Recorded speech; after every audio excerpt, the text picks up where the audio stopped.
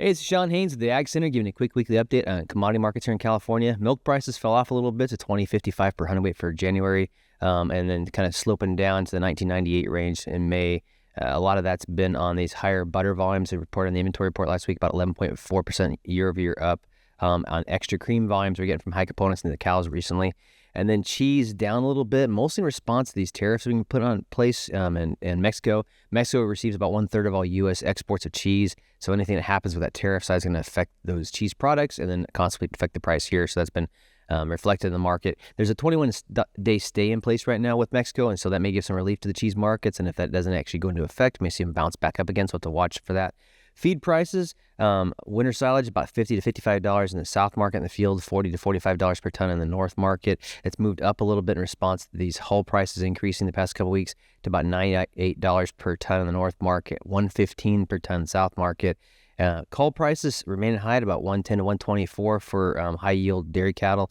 And then last but not least, kind of looking at what's been happening with these calves. Prices at the overland sale this week topped $4 per pound on 4.5 weight steers across the board.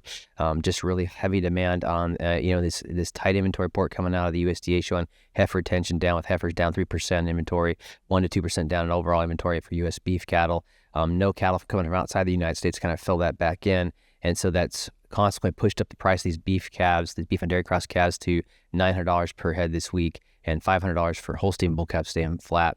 I think you just continue to see a tightness in that market. Consumer demand has been strong.